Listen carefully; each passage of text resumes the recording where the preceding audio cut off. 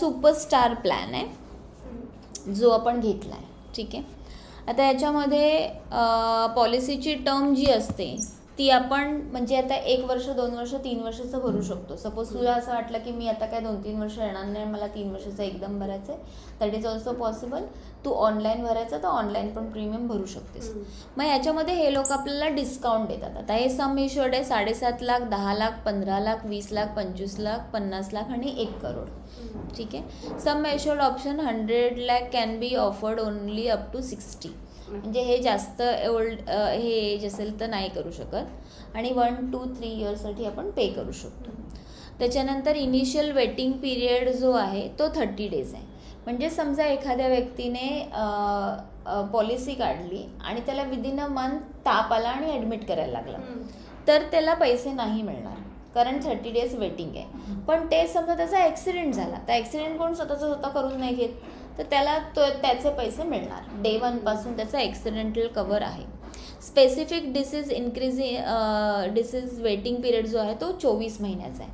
म्हणजे 2 वर्षापर्यंत डोळ्यांचा, कानाचा, नाकाचा, घशाचा किंवा पोटामध्ये अपेंडिक्स होतं किंवा हर्निया होतो, काय म्हणतो फिशर, पिस्टुला आणि व्हेरिकोन वेन्स होतात पायात, तर त्या 11 ऑपरेशन्स आहेत ना ती कुठच्याच इन्शुरन्स कंपनीमध्ये कवर नाही आहे. पण जर तुमचा जॉईंट असेल, म्हणजे जॉईंट इन द सेन्स की तुमच्या ऑफिसमधनं कवर असेल किंवा ग्रुप पॉलिसी असेल तर त्याच्यामध्ये कदाचित तो कवर होऊ शकतो. कारण त्यांना ग्रुप ऑफ पीपल मिळतात. म्हणजे तुमच्या ऑफिसमधनं कवर असेल, तुमच्या ऑफिसमधनं त्या गोष्टीचे पैसे मिळू शकतात. असं नाही की तुम्ही आज जॉईन झालात आणि तुमचं 6 महिन्यानंतर अपेंडिक्स ऑपरेशन तर तुम्हाला नाही मिळणार, असं नाही. पण ती जर स्वतः काढलेली पॉलिसी असेल तर नाही मिळणार. कॉर्पोरेटसाठी एक वेगळं त्यांचं. हां, ते टोटल त्या लोकांचे टर्म्स अँड कंडिशन्सच वेगळे असतात.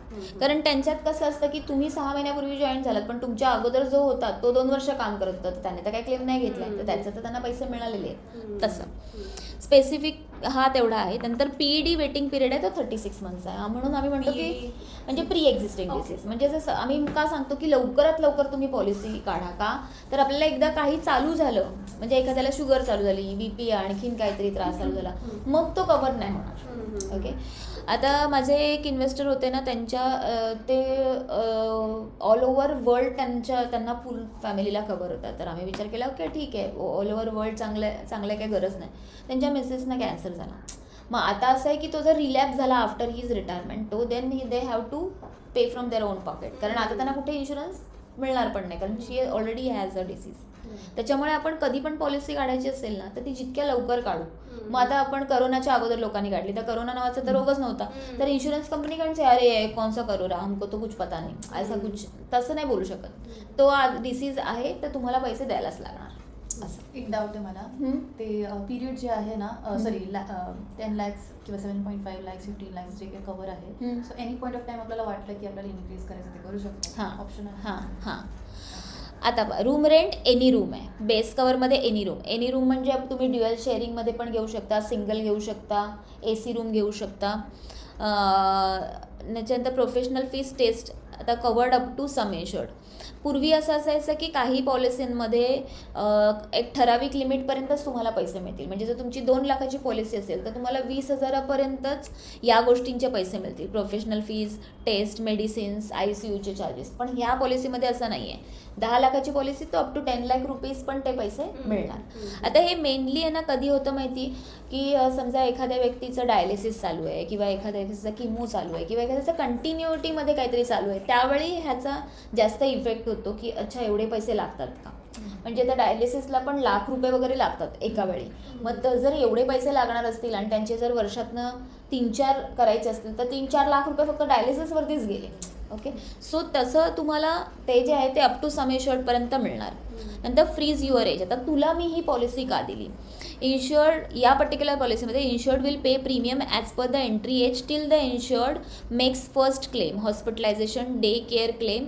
दिस will avail up to age of 50 years. म्हणजे बऱ्याच वेळा असं व्हायचं की आता यंग एजमध्ये आपण पॉलिसी काढली तर आपल्याला तसं पण काय होत नाही. आपण म्हणतो अरे मी पैसे भरतोच, एवढे वर्ष भरतोय, मला तर काय मिळत नाही. आणि दरवर्षी म्हणजे up to 35 there is same premium. मग 35 नंतर 40पर्यंत वाढतो, मग 40 नंतर 45 नंतर वाढतो, मग 50 असा.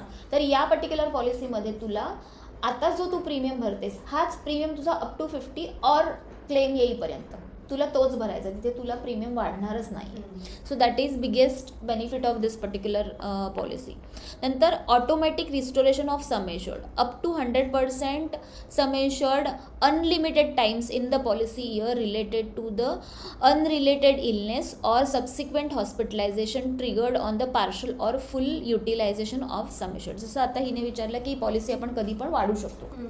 तर आता तुझी आपण 10 लाखाची पॉलिसी घेतली, तर हीच पॉलिसी जर आपण ही सुपरस्टार न घेता दुसरी कुठची तरी घेतली असती तर त्या पॉलिसीमध्ये 10 लाखाची पॉलिसी 20 लाखाची झाली की संपते. म्हणजे समजा एखादी पॉलिसी अशी आहे की तुझी यावर्षी 10 लाखाची काढली, तू प्रीमियम भरलास, क्लेम नाही घेतलास, पुढच्या वर्षी ती तुला 15 लाखाची होणार, त्याच्या पुढच्या वर्षी 20 लाखाची होणार, देन इट्स फ्रीज. 20 लाखाचीच पॉलिसी पुढे चालत राहणार. प्रीमियम 10 लाखाचा भरणार पण तुला पॉलिसी 20 लाखाची. वेरेज या पॉलिसीमध्ये every year up to 100% sum assured unlimited times policy years. यावर्षी 10 लाखाची पॉलिसी, पुढच्या वर्षी 20, त्याच्या पुढची 30, त्याच्या वर्षी 40, त्याच्या वर्षी 50, त्याच्या वर्षी 60. म्हणजे ॲक्च्युअलमध्ये तुझ्या एजमुळे असं होईल की ती अप टू 1 CR जाईल, whereas you will pay the premium for only 10 lakh rupees. भले तुझ्या बाकीच्या पॉलिसीच्या कम्पॅरेटिव्हली ह्याचा प्रीमियम थोडा एक्स्ट्रा आहे, but for longer period it is advisable की तुला जसं जसं इन्क्रीमेंट होत ऑटोमॅटिक इन्क्रीमेंट होत राहणार. ओके. मग तुझा डायरेक्ट 50व्या वर्षी जेव्हा तुझा क्लेम म्हणजे एज होईल त्यावेळेस तुला तो प्रीमियम वाढेल तुझा. म्हणजे तू जेवढ्या वर्ष क्लेम नाही करणार तेवढ्या वर्ष तो दुसऱ्या पॉलिसीमध्ये प्रीमियम इन्क्रीजमुळे जो तू एक्स्ट्रा प्रीमियम भरला असतास तो तुझा इथे सेव्ह होणार. ते अनरिलेटेड इलनेस मला ते वाला ऍस्पेक्ट नाही कळलं की काय आहे ते policy unrelevant illness. Unrelated illness for the subsequent hospitalisation. म्हणजे जर आता समज कॅन्सर असेल आणि मला जर किमोसाठी मल्टिपल वेळा हे झालं तर मग ते एकदाच नाही तसं नाही. हे ना हे आता एखाद्याचं प्री एक्झिस्टिंग आहे ऑलरेडी, काही जणांना बाय बर्थ वगैरे पण काय प्रॉब्लेम्स असतात ना, मग तसं काही प्रॉब्लेम असेल ना तर तो ते अनरिलेटेड इलनेसमध्ये ते नाही कव्हर करणार. अनरिलेटेड झाला तो म्हणजे जो आधीपासून आहे, PED वगैरे टाईप्स. ठीक आहे. नंतर cumulative bonus 50% after each renewal, claim free year, maximum up to 100% of the sum assured. 50% of each renewal म्हणजे दरवर्षी तुला क्युम्युलेटिव्ह बोनस पण मिळणार. म्हणजे हा 10 लाखाची पॉलिसी तुझी 20 लाखाची प्लस 0.50% म्हणजे अजून 5 लाखाची. म्हणजे ह्या वर्षी तू 10 लाखाची पॉलिसीचं प्रीमियम भरलास, क्लेम नाही घेतलास, तर पुढच्या वर्षी ही पॉलिसी तुझी 10ची 20 नाही होते, 10ची 25 होती, कारण हा पण तुला ॲडिशनल येतो. नंतर organ donor expenses, coverage of organ transplantation up to the sum assured including the donors post donation. आता ऑब्व्हियस आहे ना, जर डोनरने नाही दिलं तर ही व्यक्ती कशी सर्वाईव्ह होणार, त्यामुळे हिचा पण कव्हर होणार आणि समोरच्याचा पण कव्हर होणार. पण ते समजा एखाद्याने 5 लाखाची पॉलिसी काढून ठेवली आहे आणि त्याच्या स्वतःच्याच ऑपरेशनचा 5 लाख येत आहे आणि समोरच्याचा अजून 5 येतं तर नाही कव्हर होऊ शकत.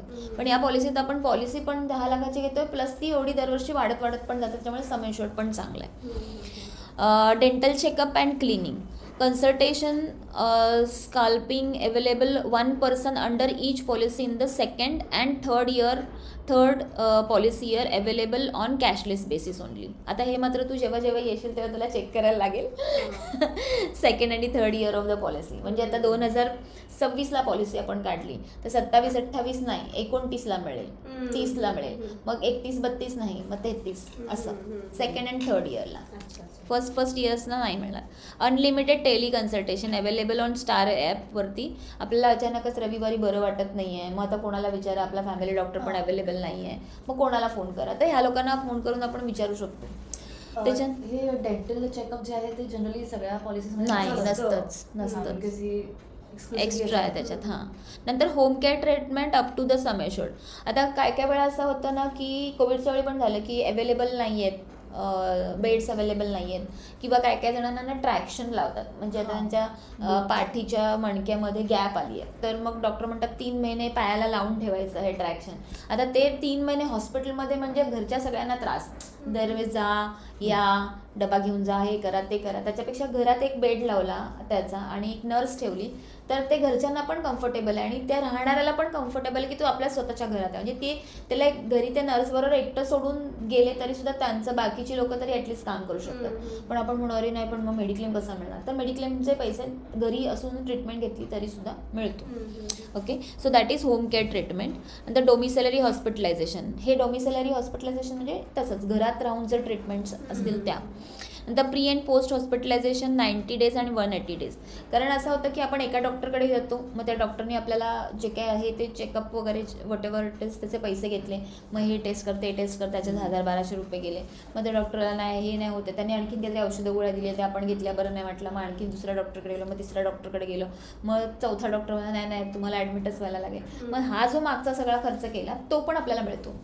मग तो 90 डेज म्हणजे तुझे 3 महिने अगोदरचा आणि 180 म्हणजे 6 months ह्याचा. काय काय वेळा असं असतं ना, लोक बोलतात अरे ह्या पॉलिसीमध्ये प्रीमियम जास्त आहे, तर त्याच्यामध्ये हे कमी असतं. म्हणजे मागच्या 1 महिन्याचा कव्हर होईल, पुढच्या 2 महिन्याचा कव्हर होईल, मग त्याच्या 10% कव्हर होईल. इथे तुम्हाला अप टू सम एश्युअर्ड ते सगळे पैसे त्याचे पण मिळतात. त्याच्यानंतर day care treatment, all day care treatments covered up to the sum assured. आता एखाद्याला समजा फ्रॅक्चर झालं तर काय डॉक्टर ॲडमिट नाही करून देणार, प्लॅस्टर टाकणार, घरी पाठवणार.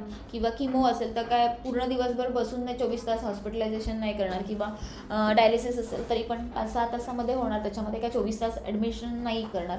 मग ते जे असतील डे केअर ट्रीटमेंट ते पण पैसे मिळणार. नंतर modern treatments covered up to the sum assured. आता हे मॉडर्न ट्रीटमेंट आहे ना, this is something new concept, की याच्यामध्ये असं असतं की आयदर तुमचं ऑपरेशन फुल्ली डॉक्टर करणार किंवा तुम्हाला त्याच्यामध्ये रोबो इन्क्लूड असणार. से फॉर एक्झाम्पल एखाद्याचं नी रिप्लेसमेंटचं ऑपरेशन करायचं आहे, तर they will send a small स्टेंटमधनं एक कॅमेरा जाणार आणि एक तिथे आत जे ब्लॉकेजेस होणार आहे हां ते जे काही ट्रीटमेंट आहे त्याच्यामध्ये रोबो इन्व्हॉल्व असणार. तर त्याचं कॉस्टिंग थोडं एक्स्ट्रा असतं, तर ते सगळीकडेच कव्हर होतं असं नाही. वेरेज ते इकडे आणि मॉडर्न ट्रीटमेंट जे आहेत त्या इथे कव्हर होत आहेत. त्याच्यानंतर Ayush treatment covered up to the sum एश्युअर्ड.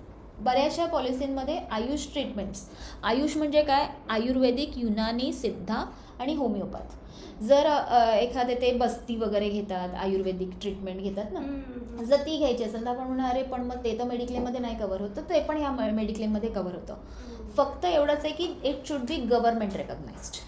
Okay, आपण प्रायव्हेटमध्ये कुठेतरी छोटंसं क्लिनिक आहे आणि तिथे करून घेतलं, मे बी ते नाही व्यवस्थित झालं तर तसं प्रॉब्लेम नाही व्हायला पाहिजे. आणि ह्याच्यात काही मिनिमम असं आहे की एवढ्या पिरियड नंतर अवेल करू शकतो? नाही, असं तर नाही आहे. असं तर नाही, फक्त एक 30 डेजचं हे हां होतं, 30 डेज नंतर तुम्ही हां. कधी पण करू शकता. ओके ठीक आहे. आणि मल्टिपल आयुष ट्रीटमेंट जे आहे ते मल्टिपल हो अप टू सम एश्युअर्ड आहे, अप टू सम एश्युअर्ड आहे. ओके. नंतर road ambulance covered up to the sum assured आहे. आता हे रोड ॲम्ब्युलन्स पण काय काय पॉलिसींमध्ये असं आहे की तुम्हाला 2,000 रुपये मिळतील, 2,500 मिळतील, पण ह्याच्यामध्ये असं नाही आहे. ह्याच्यामध्ये सम एश्युअर्ड पर्यंत एवढी ते सम एश्युअर्डपर्यंत लागत नाही, पण म्हणजे कधी समजा एअर ॲम्ब्युलन्स वगैरे असेल तर कॉस्टली होते. बट अदरवाईज समजा मुंबईवरनं कुठेतरी न्यायचं आहे तर कदाचित लागू शकतात जास्त पैसे. 2-2.5 हजारात तर सगळीकडे कुठेच नाही होणार. किंवा आता एक असं हे की बरं नाही आहे त्या हॉस्पिटलमध्ये अवेलेबल नाही आहे, मग ती ॲम्ब्युलन्स घेऊन जाते पेशंटला जिकडे डायग्नोस्टिक सेंटर आहे आणि तिकडनं परत घेऊन येते. मग असं समजा त्यांना 2-3 वेळा करायला लागला तर ते सगळ्याच पॉलिसींमध्ये कव्हर नसतं, देन दे हॅव टू पे. इथे किती पण वेळा सम एश्युअर्ड म्हणजे भरपूरच झाले, तेवढा तर नाही करता येत पण तो पण कव्हर आहे. नंतर air ambulance covered up to 5 lakh in a policy year. एका वर्षी up to 5 lakh air ambulance. आता एखादी व्यक्ती इकडनं फिरायला गेली कुठेतरी किंवा गावी गेली आणि मग त्याला तिथेच काहीतरी त्रास व्हायला लागला, मग तिकडचे डॉक्टर म्हणणार अरे आमच्याकडे तर काही इक्विपमेंट्स नाही आहेत, किंवा तिचे जे रिलेटिव्ह असणार ते पण कम्फर्टेबल नसणार की अरे ते फिरायला आलो आहे आणि आता इथे कुठे आपण करणार, बेटर आपण मुंबईला जाऊ भले थोडा. तर त्या air ambulance is the only thing ना, ते आपण थोडी त्यांना रोडवेजने आजारी माणसाला घेऊन जाऊ शकतो. मग ते up to 5 lakh rupees per policy year, तसं प्रत्येक पॉलिसी इयरमध्ये कव्हरेज आहे. प्रीमियम वेवर. आता याच्यामध्ये आणखीन एक इम्पॉर्टंट ही गोष्ट आहे जी बाकीच्या कशामध्येच नाही आहे, ती आहे premium waiver. 1 year premium is waived if the proposer who is also insured diagnosis with the listed critical illness or dies due to an accident. म्हणजे आता हे तुझी तर इंडिव्हिज्युअल पॉलिसी, पण हीच पॉलिसी जर आपण ग्रुपमध्ये वगैरे काढली असेल तर मग सपोज कोण काढणार आहे किंवा त्याची वाईफ आहे किंवा असं कोणतरी त्याची त्या ॲक्सिडेंटमध्ये डेथ झाली, तर ते इयर त्यांना ऑलरेडी फिनान्शियली क्रिटिकल आहे, तो त्यांनी नाही प्रीमियम भरला तरी चालेल. तसंच जर त्याला एखादा क्रिटिकल इलनेसची लिस्ट जी असेल ती मी देईन तुला, त्या लिस्टमध्ये जे आहे त्यातलं काही जर झाला तर मग तो 1 वर्ष त्यांना they need not to pay, premium waiver मिळेल. त्याच्यानंतर स्टार वेलनेस प्रोग्राम आहे. The star wellness program accessible through the star health app allows you to earn over the 1000 points each year through the various wellness activities. These points can be redeemed for the premium discount up to the 20% premium. म्हणजे कसं की त्याच्यात त्यांनी सांगितलं तुला की समजा तू 10,000 steps daily चाल किंवा इतकं वर्कआउट कर किंवा इतकं हे कर, तर ते तुला सिंक असणार आहे. आणि जर तू तसं केलंस म्हणजे तितके दिवस वॉट एव्हर डे, तर तुला प्रीमियममध्ये ते लोक 20% डिस्काउंट पण देतील. असं पण आहे. ॲक्च्युली साऊथ आफ्रिकेला एक अशी कंपनी आहे ज्याच्याकडे ना 100% लोकांना इन्शुरन्स मेडिक्लेम पॉलिसी मिळते. म्हणजे कॅन्सर झालेल्या माणसाला सुद्धा ते लोक देतात, कारण त्यांच्या इकडचे ना सगळे लोक कवर्ड आहेत. 100% कव्हरेज आहे. तर त्याच्यामध्ये त्यांनी असं काढलेलं की तुम्ही जर स्वतःला वेलनेससाठी कराल तर तुम्हाला मी प्रीमियममध्ये डिस्काउंट देऊ. म्हणजे ॲटलिस्ट लोक आजारी न पडण्यासाठी सुद्धा ट्राय करतात. सो हे ॲपमध्ये इनबिल्ट आहे. हां, ॲपमध्ये. ओके. नंतर व्हॅल्यू ॲडेड सर्व्हिसेस तुला अवेलेबल डिस्काउंटेड फार्मसी त्यांची लिस्ट असणार, त्याच्यामध्ये तुला हे थोडं डिस्काउंटेड रेटला मिळणार because you are having this policy. E domestic second medical opinion, access to the second medical opinion. आता काही मेजर डॉक्टरने आपल्याला सांगितलं तर आपल्याला ऑलवेज वाटतं की better to take second opinion. तर सेकंड ओपिनियनसुद्धा आपण बघू शकतो. म्हणजे त्यांच्यासाठी पण चांगलंच आहे ते, की एकाने सांगितलं आणि लगेच लोकांनी केलं असं नको ना. तर limitless loyalty bonus, 100% additional sum insured to the each renewal. ते मी मगाशी सांगितलं तसं, irrespective of claim with or without any upper limit. म्हणजे जसं मगाशी मी सांगितलं की नॉर्मल कुठच्या पॉलिसीला 10 लाखाचे 20 लाख झाले की संपलं अप्पर लिमिट, त्याच्यापेक्षा वाढणार नाही. पण याच्यामध्ये असं नाही, there is without any upper limit वाढत जाणार. अरे आता 1 करोड हो गया अभी तो कितना बढेगा, असं नाही. जितका वर्ष ऑटो होणार. आणि बाकीच्या पॉलिसींमध्ये असं असतं की तुम्हाला जर त्यावर्षी क्लेम असेल तर तुम्हाला ऑटो रिस्टोरेशन नसतं. म्हणजे तुमची 10 लाखाची पॉलिसी 20 लाखाची नाही होणार, 20ची 30 नाही होणार, 30ची 40 नाही होणार. जर त्यावर्षी क्लेम असेल तर त्यावर्षी तुमचं स्किप होतं. आणि तसं पण ते कसं ॲट द मॅक्स 4च याच्यामध्ये असतं किंवा काय काय कंपन्यांमध्ये 5 असतं. म्हणजे एव्हरी इयर मला वाटतं ते 20% वाढवतात, तर ते 5 वर्षात होते. तर याच्यामध्ये इरिस्पेक्टिव्ह ऑफ क्लेम पण तुमचं वाढणारच आहे सम एश्युर्ड. म्हणजे तुम्ही ऑटोमॅटिक 100 lakhs ना नाही, there is no upper limit. Upper limit नाही आहे. म्हणजे एखाद्या वर्षाने 22व्या वर्षी काढली तर तू विचार कर 22 ते 32 10 वर्ष झाली, म्हणजे ती 1 करोड 33व्या वर्षी झाली. 33 ते 43 50ला वाढणार, म्हणजे तर तिची 2 करोडची होईल policy. Sum assured multiplier, insured can combine and utilize annual sum assured based policy across the policy term applicable only for the long term policies. Premium return if no inpatient claim for 5 years. First year base premium of base policy will be refunded. आता ही आणखीन एक काय आहे की तू 5 वर्ष पॉलिसीचे पैसे नाही घेतले या क्लेम नाही घेतलास तर तू पहिल्या वर्षी जो प्रीमियम भरलास तुला रिफंड मिळणार. ओके. त्याच्यानंतर हेल्थ बूस्टर 100. हां, बहुतेक मला वाटतं की तिला त्यावर्षी नाही भरायला लागत असं सिस्टम आहे किंवा हां तसं असेल. नाही ते बाय डिफॉल्ट त्यांच्या सिस्टममध्येच असणार, ते आपल्याला सांगणार. 100% of base sum assured is additionally provided of every block of 7 claim free years. आता हे जे 100% सम एश्युर्ड आहे ना, हे मात्र क्लेम फ्री इयरसाठी आहे. म्हणजे आपण पहिल्या वर्षी पॉलिसी काढली 10 लाखाची, मग ती 20 30 40 50 60 70 7 वर्ष केली 70 लाखाची झाली. मग 7 वर्ष आपण क्लेम पण नाही घेतला आहे आणि 5व्या वर्षी हे पैसे पण आपल्याला भरवायचे नाही आहेत. म्हणजे आपण 7 वर्षात प्रीमियम 7 नाही भरले, 6च भरले आणि आपलं सम एश्युर्ड पण ऑलरेडी 7 टाइम झाले, प्लस ते 50% वाढत होते ते पण वाढले. प्लस आपल्याला हे लोक काय करणार आहेत, 100% सम एश्युर्ड ॲडिशनल अजून एक 10 लाख रुपये ॲडिशनल त्याच्यामध्ये वाढवणार. म्हणजे 70च्या ऐवजी तो 80 होणार असं. नंतर durable medical equipment covered up to 1 lakh rupees in policy year. Rental purchase necessary medical equipments for example oxygen concentrator, wheelchair etcetera.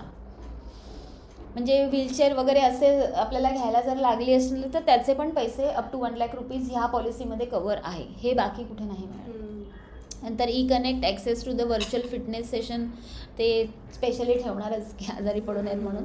Grace period coverage available during the grace period for the policy due for renewal. पण हे आपण आम्हाला वाटतं की grace पिरियडचा आपण विचार नाही करायचा.